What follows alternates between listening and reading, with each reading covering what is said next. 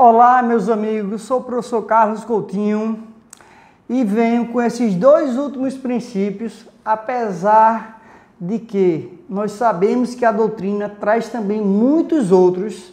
Venho finalizar o estudo dos princípios que se aplicam ao direito processual do trabalho. Quero frisar que existem outros, porém estou frisando, estou destacando o que são mais importantes. Quero terminar o estudo de princípios analisando esses últimos dois aqui. Primeiro, é o princípio da instrumentalidade ou da finalidade. Meus amigos, o princípio da instrumentalidade ou da finalidade encontra-se previsto em dois artigos do CPC. O artigo 154 e o 244 do CPC. E esse princípio da instrumentalidade e da finalidade também se aplica ao processo do trabalho. Não é que a CLT trata de forma expressa, ela é omissa, mas com base no artigo 769 da CLT, regras processuais do direito comum serão aplicadas ao direito processual do trabalho, desde que com ele seja compatível. O que é que trata, professor, esse princípio da instrumentalidade ou da finalidade? Regra geral, os atos e termos processuais não têm formas determinadas a seguir. Mas, mesmo havendo uma forma a seguir e esta forma não for seguida, se a finalidade do ato foi alcançada, este ato será aproveitado, porque a finalidade foi alcançada. Imaginemos, por exemplo, isso é título de exemplo, que um juiz, por exemplo, determinou, em um determinado caso, que a citação, a notificação, fosse realizada via oficial de justiça. Mas ela foi realizada, por exemplo, por edital. A forma que foi adotada foi a forma determinada? Não. Mas se a finalidade foi alcançada e não houve prejuízo, a parte se defendeu normalmente, não alegou nenhum prejuízo, a finalidade do ato foi alcançada, mesmo a forma não tendo sido seguida. Imaginemos, por exemplo, que a notificação do reclamado deveria se realizar via postal. Mas, imaginemos que o reclamado foi notificado por telefone. Ele compareceu à audiência, não alegou prejuízo, apresentou sua defesa, o processo correu normalmente sem prejuízo algum. Pergunto, a forma foi obedecida? Foi não. Mas a finalidade foi alcançada? Houve prejuízo? Se não houve prejuízo e a finalidade foi alcançada, com base no princípio da instrumentalidade e da finalidade, este ato processual, mesmo não seguindo a forma prevista em lei, ele será aproveitado, salvo se a lei disser, se a forma não for respeitada, gerará a nulidade.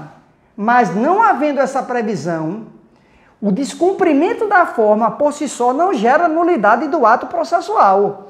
O ato processual que não respeitou supostamente a forma prevista, mas alcançou o ato, alcançou a finalidade, não trazendo prejuízo para ninguém, este ato será validado, a finalidade foi alcançada. O processo é um instrumento que serve ao direito material. Ele não serve mais a si mesmo, como já foi adotado em épocas antigas. Ok? Um outro princípio que eu gostaria de fechar o estudo dos princípios seria o princípio da inafastabilidade da jurisdição. Professor, já ouvi falar nesse princípio. Princípio da inafastabilidade da jurisdição. É aquele princípio da jurisdição una, professor. É isso mesmo. Está previsto no artigo 5º, inciso 35 da Constituição Federal. É aquele princípio que diz: qualquer lesão ou ameaça a direito, você, cidadão, poderá provocar o judiciário para que essa lesão seja sanada ou que a ameaça à lesão não venha a se concretizar. Isso é o princípio do acesso à justiça. Isso é o princípio da inafastabilidade da jurisdição. Isso é o princípio da jurisdição una. Lembrando, gente, que o princípio do acesso à justiça não é só ter direito a acessar a justiça, a provocar a justiça. Não. O princípio do acesso à justiça é você poder acessar a justiça e ter uma prestação da tutela jurisdicional de forma célere e eficaz, e não apenas se limitar ao direito de acessar, de provocar. Não, é algo a mais do que isso. Então, com base no que falei aqui, nessas dicas, nós finalizamos o princípio da instrumentalidade e da finalidade, que estão previstos no Código de Processo Civil e se aplicam ao processo do trabalho.